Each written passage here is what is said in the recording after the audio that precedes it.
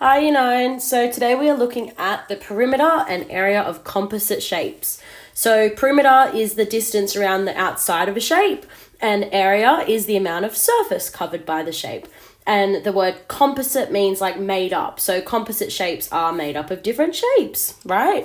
So for the perimeter, remember we just add the length of each side of our shape. We add them all up. That gives us the perimeter.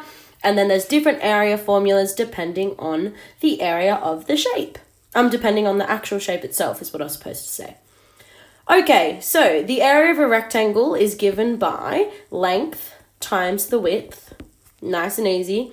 Area of a triangle is given by a half times the base times the height. Now the reason for that is because it actually comes from the area of a rectangle, and you kind of cut it in half. So this is obviously half a rectangle. So the area is a half of that length times that length. So you've got the base and the height. So that's where that comes from. Obviously this triangle looks not like half a rectangle, but if you added another one and joined it up, it would look like a rectangle. Okay, so in terms of the H, it has to be the perpendicular height. So notice how it meets at a right angle. That means that it's the perpendicular height, okay? And then the base is just the other length. It doesn't matter which order you multiply them because base times height's the same as height times base. It's the same.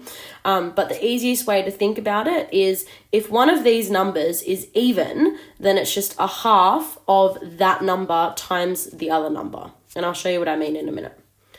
And down here, we've got area of a square. Obviously with length and width, because it's a rectangle, they're different lengths or widths, whatever, like they're different numbers. But for a square, because a square is two, all their sides are equal, then it's just side times side, which is s squared if you like. Okay, so find the perimeter and area of these shapes. So the first thing we're going to do is obviously find our perimeter. So perimeter, oh no, I've got it in there for you. Perimeter. As you can see, there are now missing sides. So for our perimeter, we want to add all the sides up. However, we need the length of this side here, which is given by 17 minus 6. So that gives you 11. You might just do that in a different color. 11 meters. And then this length here is given by 13 plus 7. So that's 20 meters. All right, so then it's nice and easy, straight into it. We literally just add them all up. So we've got that equals 7 plus 11 plus 17 plus 13 plus 6 plus 20. And all together, that gives us 74 meters. So for our area this time, we want to break it up into two shapes. So again, having a look, we can draw a dotted line, say, down here, and that breaks it up into two shapes. We'll call this one A1 for area 1, and this one A2. So the area is A1 plus A2. The area of A1 is given by this rectangle. So it's 7 times 17, or 17 times 7, plus A2 is given by this little rectangle here, which is 13 times 6. And together, when you put that into your calculator, you get 197, and we're in meters squared because it's area. I think I did write that. Yep, measured in square meters. Cool, easy. All right, second one. For this example, to find the perimeter, we're obviously going to need to find x. So for this section here, that's our x.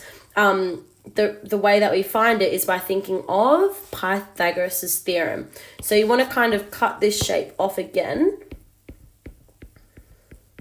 And that there now forms a triangle where that's x. This length is given by 15, so that's the bottom of our triangle. And then this length here is only, or 38 minus 18 gives us that length. So that's 20. And then we can use Pythagoras' theorem. So x squared is equal to 20 squared plus 15 squared. Together that makes 625, but we don't want x squared, we want x. So we take the square root, and that gives us 25 centimeters. So that missing side is now 25 centimeters. Cool. All right, so then our perimeter, we just add them all up. So we've got 25 plus 38 plus 15 plus 18. And in total, that gives us 96 centimeters. Cool. And then for our area, again, we break it up into the two shapes that it is. So we've got a triangle and a rectangle.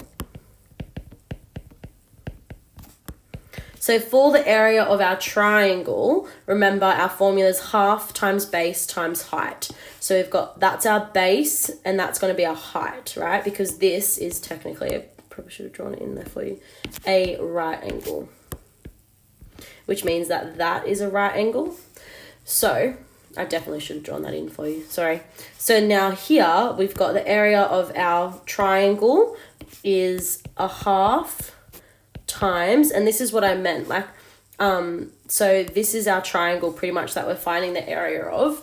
You can just go a half times, because this number's, even though it's the height technically, well, if you turn it around, the other length's the height, but because it's even, you can just go a half times 20, which is 10, times 15, which is 150, to do it quickly, but doesn't matter.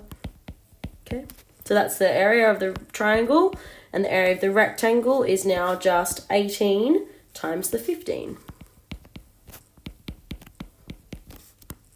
And then putting that into your calculator, you get 270 centimeters, and we're in centimeters squared.